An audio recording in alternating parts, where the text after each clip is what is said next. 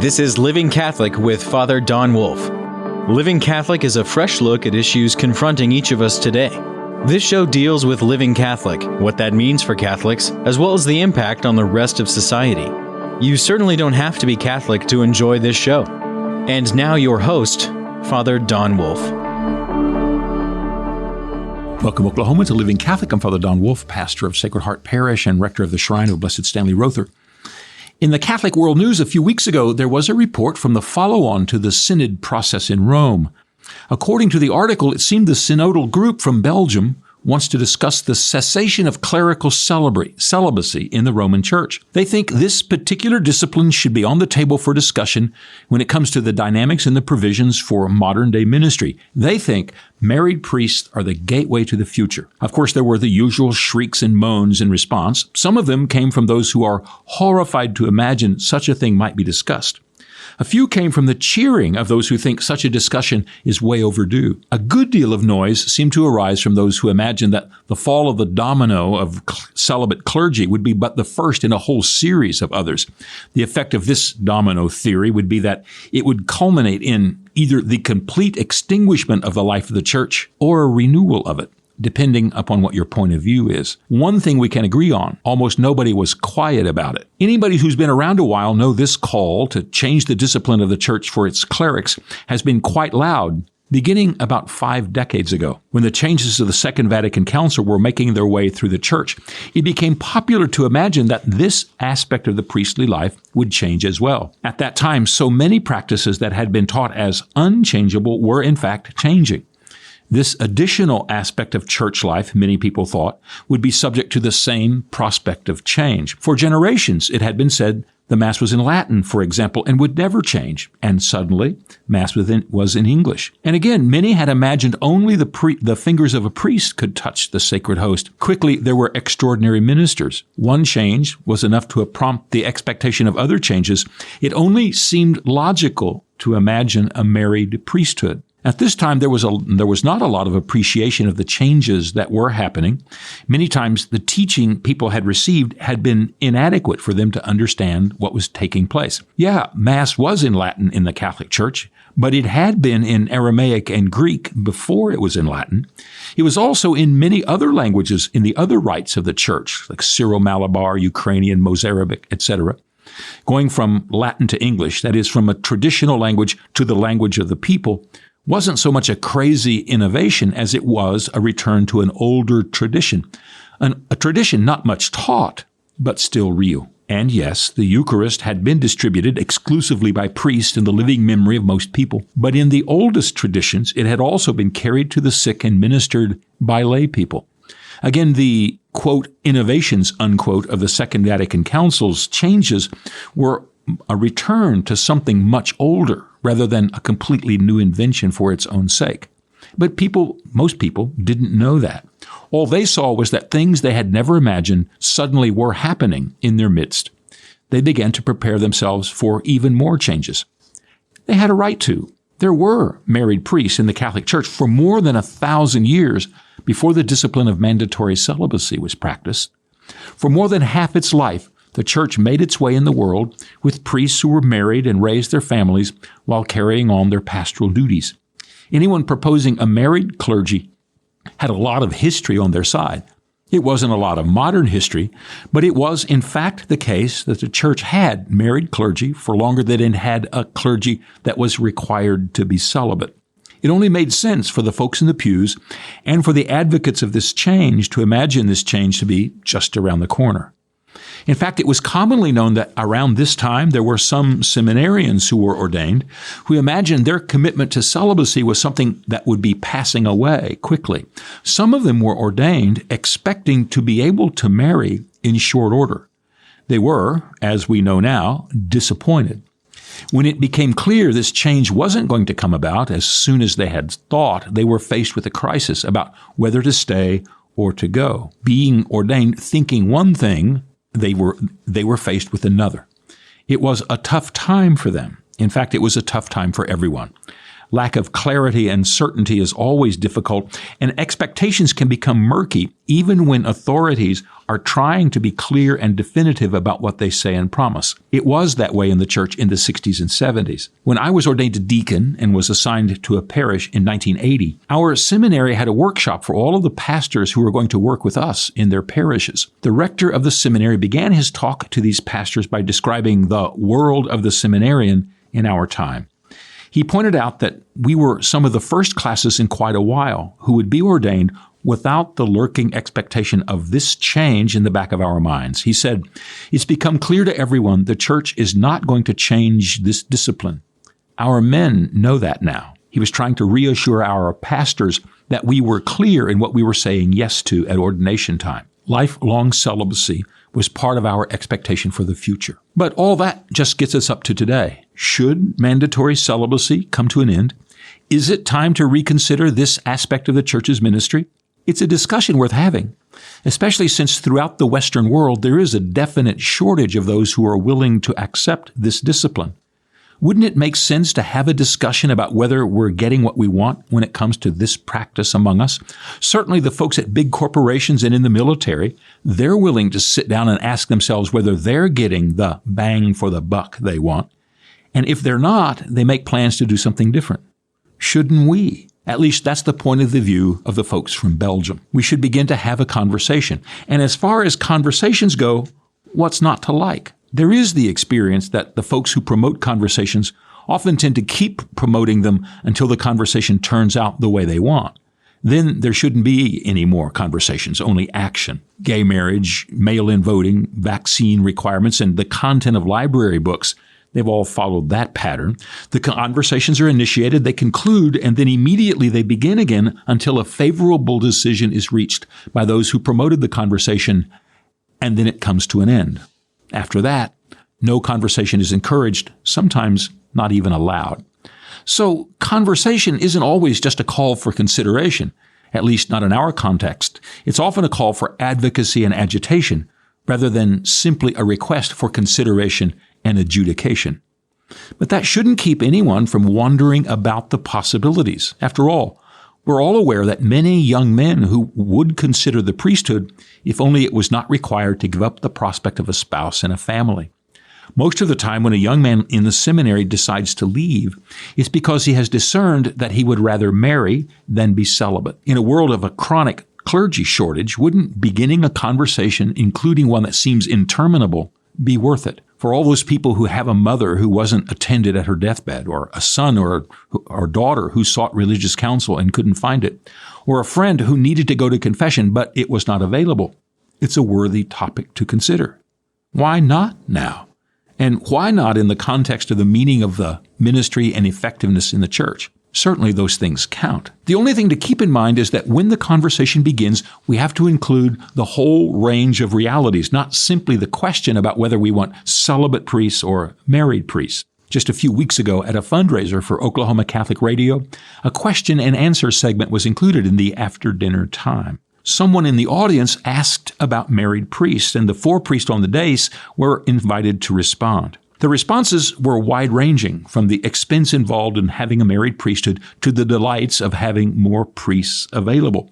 But in the exchange, which was admittedly very brief, the ideals of celibate living and celibate commitment didn't come up. If a conversation is to begin, it should begin right there with the ideals. The ideal of celibacy in the Christian context actually begins with St. Paul. Now, oftentimes, the legend is cited that celibacy became a big concern in the church when bishops became concerned about fathers and sons claiming the property of the church as their own. Now, you might see the concerns about the arrangements of some of the famous megachurches that are owned by their pastors to see that isn't just a dry, silly issue. So, they say, the bishops set about making sure this problem went away by forbidding their priests to marry. This fable has become so woven into the interstices of our culture, it was actually printed in an editorial of the New York Times just a few years ago. That description would be like explaining the development of particle physics as arising from frustrated mathematicians who invented a particular science because they couldn't get jobs as calculus teachers. Celibacy goes back to the New Testament, not to real estate concerns. And just as an aside, The fables we grew up with are not limited to the pages of the Gray Lady. When I was in the seminary, our professors told us that the practice of celibacy was completely unknown in the Jewish world of Jesus. It just wasn't the case that men didn't get married, they said. So we had to think of all of the people mentioned in the Gospels as having been married, although no one mentions their spouses except by a sideways note. Peter, for example, had a mother-in-law. It just wasn't done, they assured us. 10 minutes after I was ordained, the treasure of the Qumran documents were being examined, and it turns out there is a 100-year-old monastery of single men who committed themselves to celibate living in preparation for the coming of the Messiah. It was located not too far from Jerusalem, and John the Baptist and maybe a couple of the apostles were likely members. How about that? These experts in the seminary, both male and female, were also the ones who told us 45 years ago that Africa and India would never be able to produce the priests they needed because there was no tradition of celibacy in those places either. It just won't happen, they told us, with pale and exasperated expressions. Lots of things get said that are not necessarily so. St. Paul urged his followers not to marry. Partly this was a recommendation that they be like him, who seemed to be untroubled with having a wife or a family. And partly it was so that they might dedicate themselves to the work of the Lord. Those who worry about family life are not as free as they might be to accomplish all the Lord has in mind for them.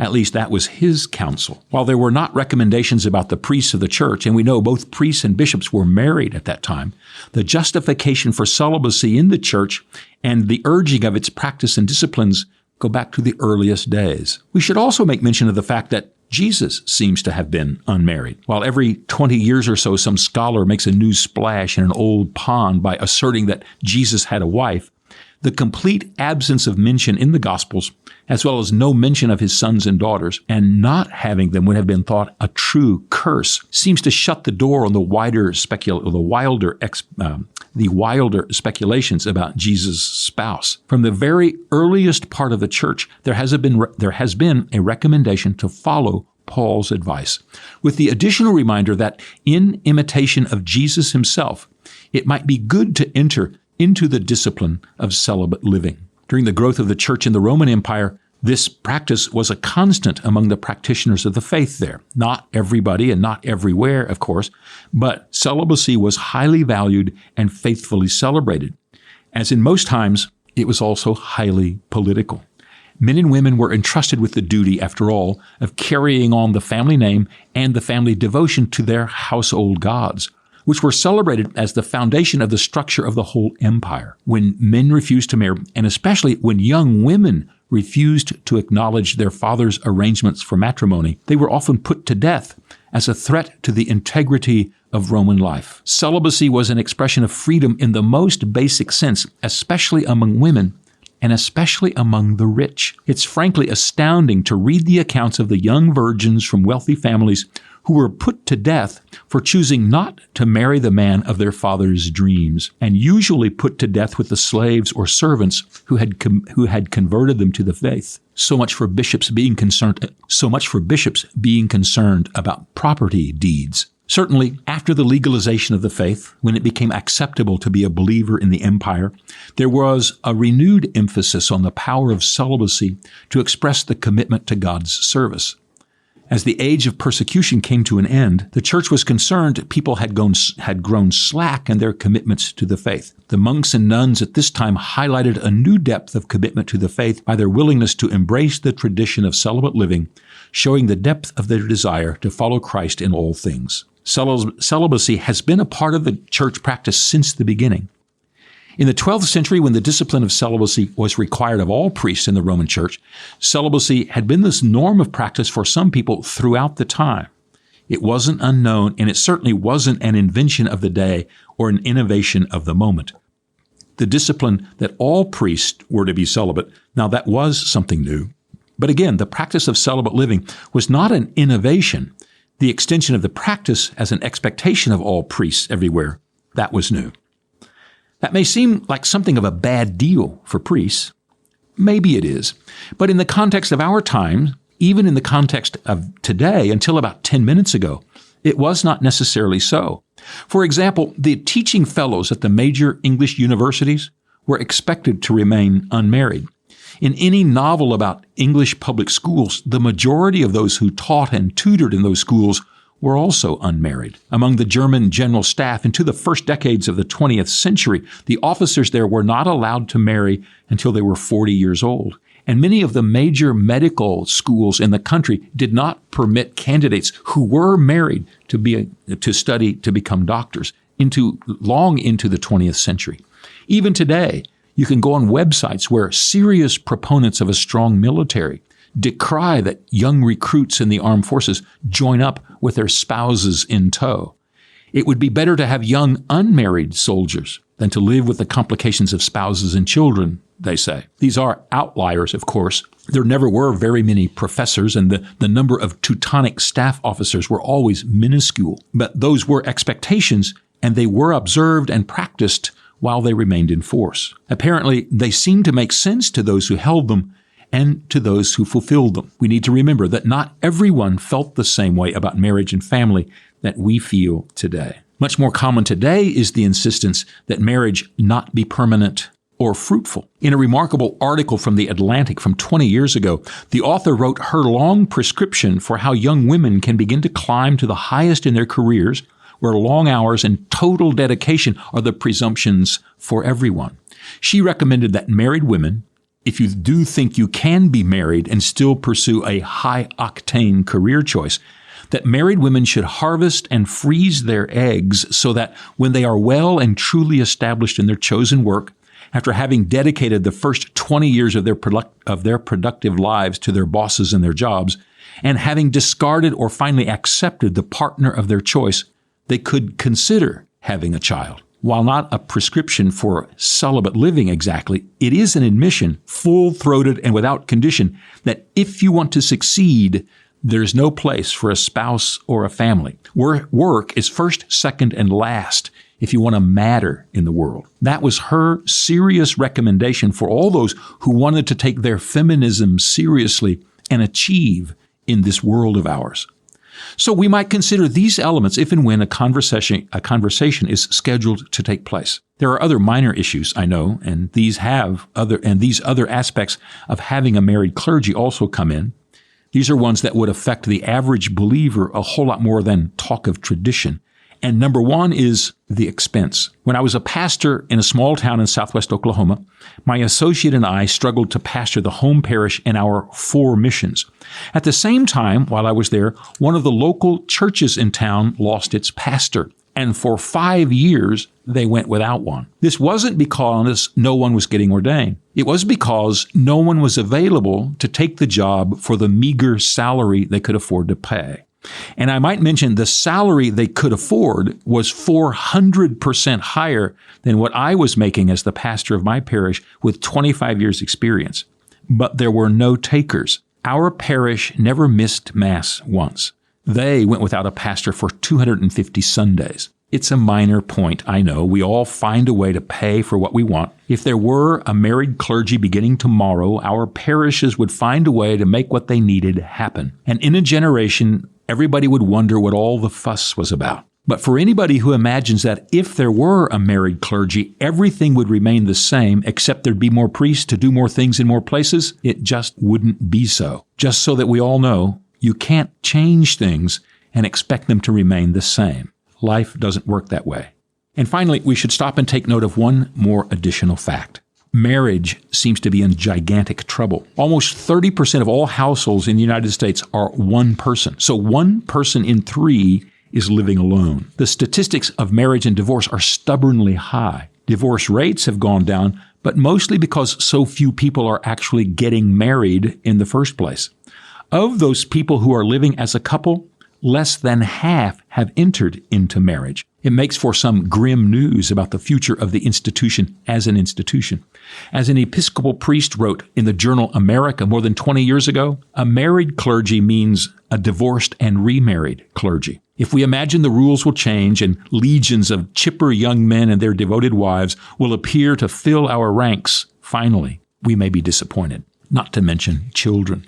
the U.S. dropped below the replacement rates of birth decades ago. Were it not for immigration, the U.S. would be like Russia, getting smaller and smaller each year, and each year at a faster and faster rate. Ironically, Belgium is one of those places in Europe in which people marry and have children only at a minuscule rate. Connubial bliss seems to be in as great a shortage as celibate contentment. The truth of the matter seems to be that the frightfulness of celibate commitment also infects the fulfillment of marital happiness. Those who are put off by the requirement of a life without a spouse or children seem also unable to find a way to a life of committed familial fulfillment as well, which might seem to indicate that our difficulties in finding pastors might have something to do with factors greater than the requirement of clerical celibacy. Many years ago, in the midst of a discussion about Pope John Paul II's theology of the body, a priest from here in Oklahoma City disclosed the church's thinking when it comes to the promise of celibacy. After we had talked about how the promise isn't just to be unmarried and forego the prospect of a spouse and a family,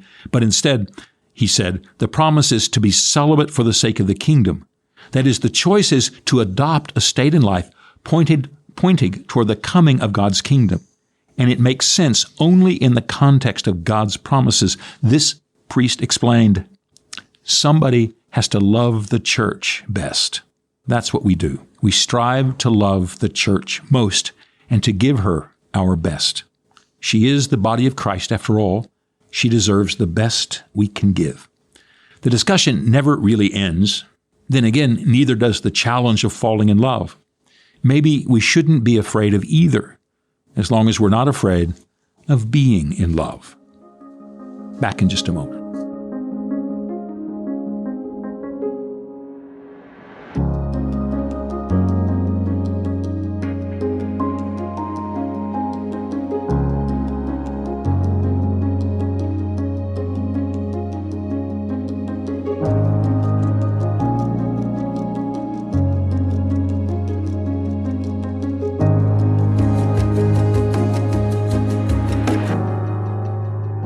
Welcome back to our final segment, Faith in Verse. We have a poem today called In the Locker. I was privileged to his deepest pride and joy, which he opened with a great flourish. This safe protects from earthquake, thieves, and noise. It guards what for me will define and nourish. And I wondered what could be hidden there, this treasure trove of such important stuff.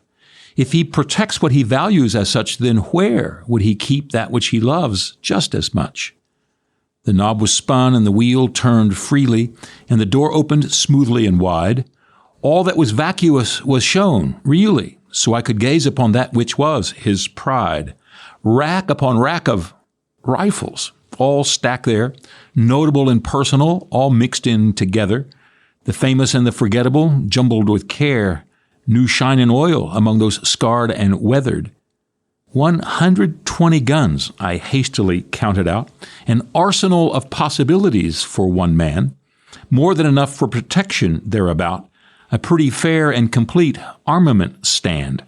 It made me wonder why, until he gave me one, to hold in my hand a piece of the scarred past that had baked under the battled ocean's sun, then another 100 years old, time gone fast, and I began to understand, had an insight, how he could indeed treasure them so.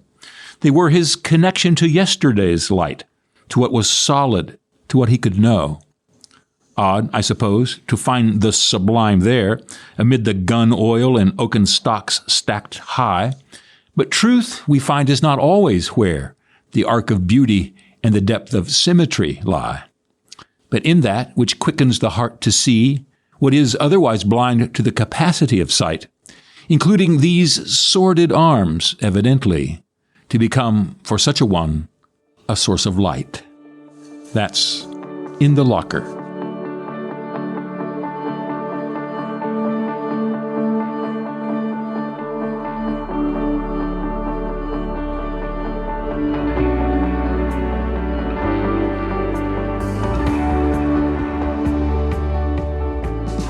I hope that you can join us in the weeks to come as we continue to explore the truth of living Catholic, especially as we come through these weeks of Lent, preparing ourselves for the encounter of Christ at Easter. Hope to see you then. Living Catholic is a production of Oklahoma Catholic Radio. To learn more, visit okcr.org.